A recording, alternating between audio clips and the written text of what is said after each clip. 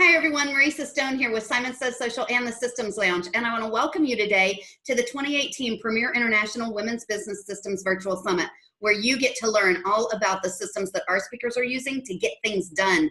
And I am super stoked to have Susanne Whitted back this year. She was actually one of our coveted speakers last year, and she's back again this year. And this year she's going to be talking with us all about business planning for success. And this is a super important component inside your business, because I think there's a saying out there somewhere that says if you don't know where you're going, there's no telling where you're going to end up.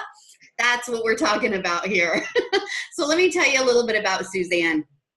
Susanne is a featured co-author of several international bestsellers, such as The Voyage to Your Vision, My Creative Thoughts, Ready, Aim, Thrive, The Big Idea Book, Are You the Missing Piece, Don't Leave a Hole in the World, as well as many children's books, such as Little Baby Poot Poot, which I think is absolutely adorable, and My Medieval ABCs. And those are both very, very cute, adorable books. She regularly addresses groups as an inspirational speaker, and she's also a marketing how-to strategist. So she's your go-to person with regard to how to really get this marketing plan up and running for your business. Her company is called My Business Tweets, which I also love. And inside her company, she empowers business owners to escape what we call the bright, shiny object marketing madness, or even that shiny object syndrome that we all experience, right? And truly focus on these practical solutions that are going to help us grow our business through strategy, consultations, educational programs, and even done-for-you services. Susanne, welcome to the summit. I'm so excited to have you back. Thank you for having me, Marissa. I'm happy to be back. Yay! So let's just begin at the beginning. When we're talking about business planning, what are we really talking about? Because I'm envisioning this old version of sitting down and writing up this document that this is this big and figuring out all the moving pieces inside my business. Please tell me that's not what we're doing. That is not what we're doing. In fact, I'm going to show you really quickly. Here's my stack. Perfect. Pages. Perfect. Okay, that is as big as my business plan is. Your business plan is essentially the blueprint for how you intend to build a business. So, for example, when you've got a home builder building your dream home, they're not going to just show up with 100 tradespeople and say, hey, here, have at it. Right. Figure it out. Put anything where you want it. You know, your builder is going to consult the blueprints, and they're going to plan the order for all those tradespeople to do their job. Yeah. And that's what your business plan is. Where do I want to go? What do I want to have at the end of the year or the end of the 6 months or whatever the time frame is on your business plan? What do I want to have at the end of that time? And how am I going to get there? Yeah. So let's apply this to entrepreneurship, especially newer entrepreneurs or those who are still trying to kind of figure it out or evolve with their business. Why should they be concerned with this idea of business planning for success? Well, this is going to be kind of a twofold answer, because there are two little prongs. One of the prongs is timing. Yep. Okay. So when you plan for your business growth, you're going to be able to arrange for the resources that you need when you need them. So let's look back at that home builder. You know, obviously it's not going to do any good to have the roofers come before you've laid the foundation. Right. That won't be helpful.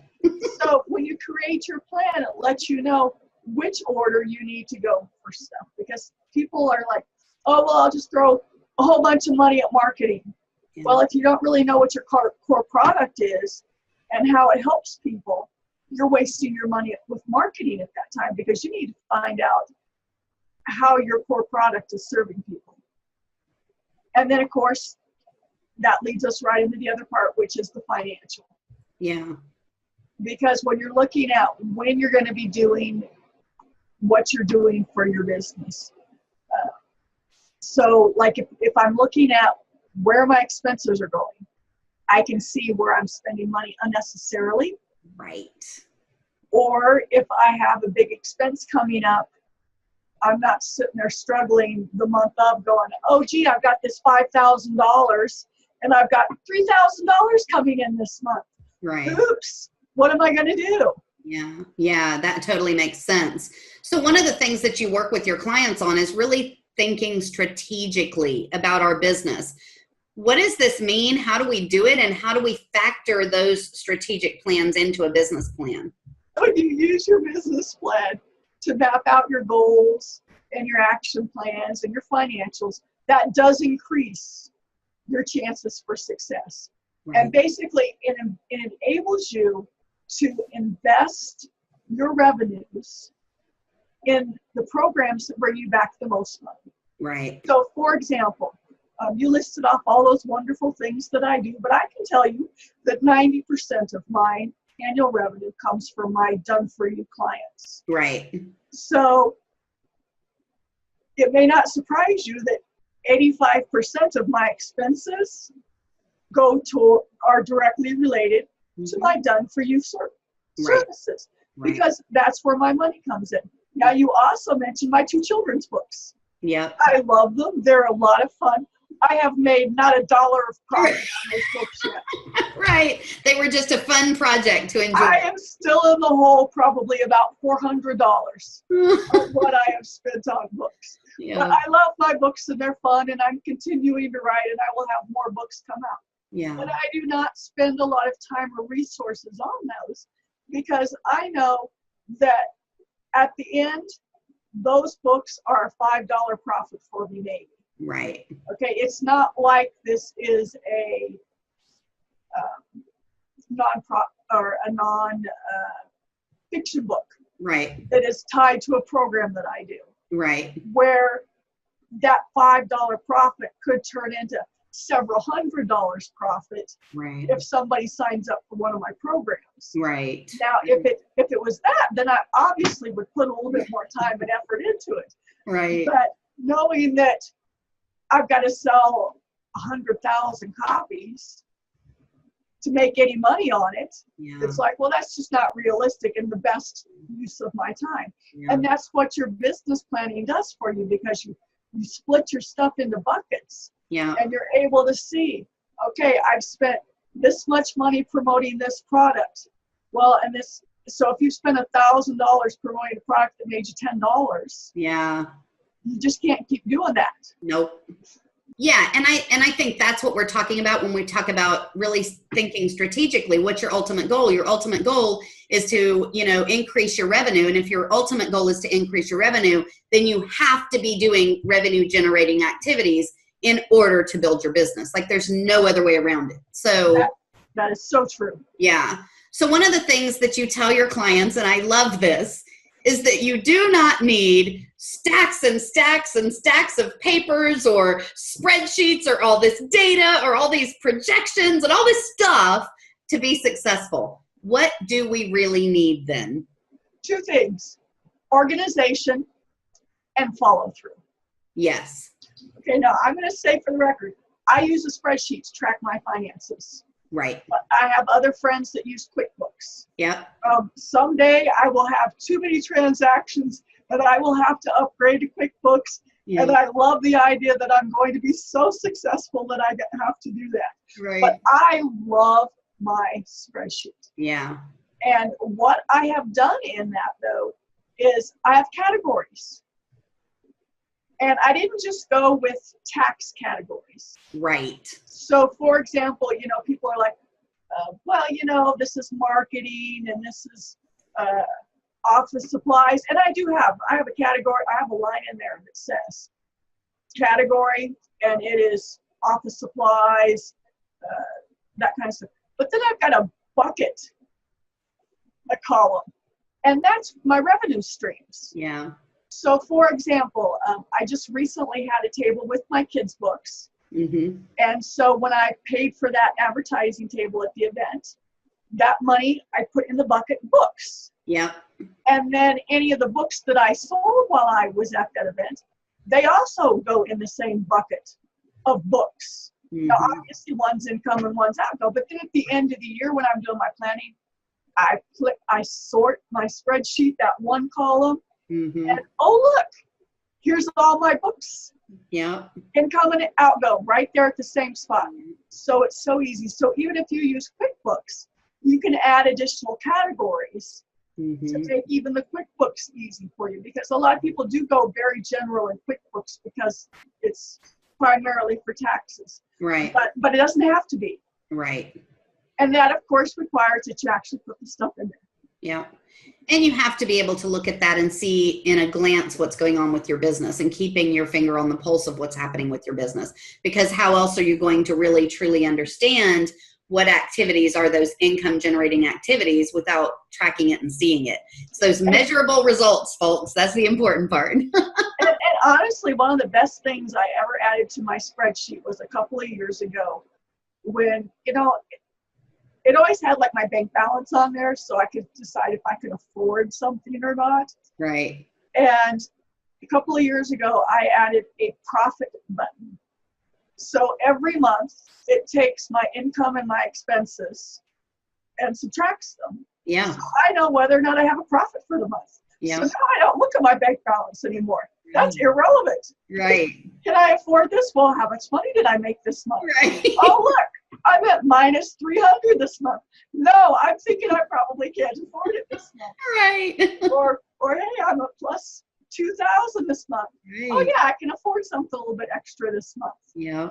Yeah. And it makes it really easy to see that. So what if I am starting out? Let's say I'm a brand new entrepreneur. Can this idea of business planning for success still help me? Because I haven't quite figured out what I'm doing yet. Here's the most exciting part about this.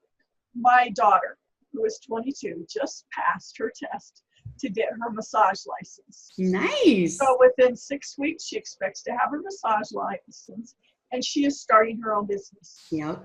So guess what she's doing all next week?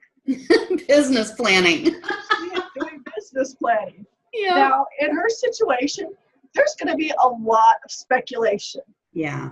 And I try to keep people away from speculation as much as they can. But honestly, she has nothing else to work with. Right. Because she hasn't started her business. Now, in her situation, I'm going to recommend that after she's been in business 6 months, she redo her plan completely. Yeah. Because then she's going to have actual numbers. Because it is really hard to determine who's actually going to buy your product. Mm-hmm. And tell people start buying your product. Yep. That is a true statement. She is going to be able to say, you know what? Women are more likely to buy a massage. That's very, very true. Mm-hmm. Women of a certain age are probably going to be my best clients. And that may turn out to be true, but she doesn't know that yet. She doesn't have the data to back it up. Right. So I'm going to help her create her plan. And she's going to go with the best data that we could find using research. Yep. And that's where she's going to start. But then she's going to turn around and do it again quickly with real numbers so she can be a little bit more accurate in her plan. Right, right. But she needs to know how much starting capital she needs. Mm-hmm. Because she's going to give herself a loan, because so many of us do not have the good sense. I confess, I did not have the good sense to do a business plan first. I had everything in my head, and I could see everything. You were going to keep up with it all, and everything was going to be fine, right? I know that person. Yep, that was me. In fact, one of my friends who had a business said, "You need to write it down." And I'm like, no, I don't need to write it down. You know what? I want to go back to old me and slap me in the face and say, write it down. Right. Hello, get this done. Okay, so let's talk about that for a minute. What are the crucial components that need to be in a business plan? Now, we certainly want to be measuring those income generating activities, and we need to be very strategic about what we're doing. What else is involved in this business plan? You got to know what your product is, what it is, right, and who buys it. Yes. And this is where so many people get off the rails, is it's not who you think should buy it. You know, in the perfect world, everybody would buy our product. Right. I mean, come on, we serve the world. You know, there are all kinds of people that sell different types of face cream and stuff. Mm-hmm. And you know what? I don't care if I look 100 when I'm 100. Right. I don't care that I look my age. Right. I am not going to spend, that is not my deal. Yeah. So I am not their ideal client. Right. And people get hung up on that. Well, why aren't you my ideal client? Don't you want to look younger? No, I don't care. Right. So quit trying to sell to me. Right. Find out that is why I recommend, like I said, when my daughter starts it, she goes back in 6 months. Yeah. Who's actually doing it? Yeah. Because you need to be able to market. Marketing is a big part of your business plan. How are you going to market? Well, you don't know how you're going to market if you don't know who's buying it. That's right. You got to know your income and your expenses, your metrics, how you're going to track your success. And what a lot of people don't ever think about is what are the challenges to completing your goal. Mm-hmm. Everybody's like, oh, well, it's just going to happen. Well, no, it's not just going to happen. When I run people through my one-page business plan, one of the things we do is, what is your biggest goal, your biggest challenge? Yep. And how do we get to overcome that? Yeah. Yeah. And I think that's really important that you bring that to the forefront, because this is something that you are going to be putting together. This is your plan for how you're going to run your business. And so understanding those crucial components is paramount, in my opinion. So I know we're going to be diving much deeper into this inside the next interview, but let's talk about the design and development section of my business plan for just a moment. Design and development can be anything from how you're going to design and develop the product you create to how you're going to design and develop the community that you are talking about putting together to run your business. Let's talk about that for a minute. A lot of that is going to be so individual to each business. It's going to be part of how you brand. I can tell you this year, I made a colossal error.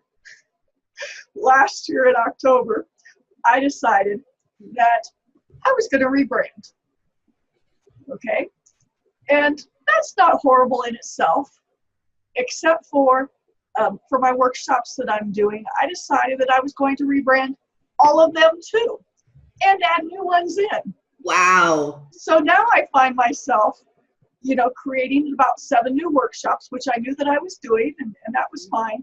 But the 13 that I already had created, I basically have to recreate from scratch. Yep. Because I did new branding. Yep. And once again, I'm sitting here going, can I slap myself back in October and say, don't do that? Because I grossly underestimated the man hours that would be involved. Yeah. Yeah. So what you've got to really look at when you're doing your design is, I think whatever you think it's going to take you, triple that. Yes. Nothing ever gets completed in the time that you've allotted for it. And then don't get hung up if it doesn't happen. Yeah. I mean, you got to put some drop dead dates on there. Yeah. Obviously, you know what? If I don't get it updated in time for the workshop, well, guess what? It's going to be half one way and half the other way. That's just the way it is. That's the way it works. That's right. That's right. Deal with it. So you still want to set that, but you've got to build in some flexibility. And when you do major development, just plan so much more than you think you need. Yeah, I completely agree with that for sure. So unfortunately, here we are again coming to the end of this conversation, and I can't believe it because I feel like we haven't been talking that long. But before we let you go, how can people reach out to you? Let's say they want to pick your brain a little bit more about this idea of business planning for success, or they want to access some of your resources, or even work with you and get some of those done for you services that you've got going on. How can they reach out to you? Well, first of all, I am offering for anybody that comes to your summit, if they would like to get a checklist of what you need before you start your business plan. Nice. Because it's really, really important to have everything that you need in one place when you're ready to do it, because you can knock it off in a matter of a couple of hours. Yep. You can have a good, solid business plan if you have what you need. And they can go to defineyourownsuccess.com. That's DEFINEYOUROWNSUCCESS.com. Perfect. Thank you so much. Guys, if you want to continue this conversation with Susanne into how to really design your own business plan for success you definitely want to stick around, because we are going into this next interview and we're going to talk all about all the little intricate details that you're going to need to know in order to get that up and running for you. But in order to grab that, you're going to have to access the All Access Pass. There is a button below this video that takes you straight to that page so that you can snag yours right now. And inside that All Access Pass, not only are you getting all of these live videos that you are watching right now, but you get lifetime access to these much deeper dives that I'm taking with every single one of our speakers. And I'm going to be the first to tell you, you do not want to miss that one. Susanne, thank you so much for being here, and thank you for all you have shared. This has been absolutely amazing. And guys, we will see you inside the All Access Pass. Bye, everyone.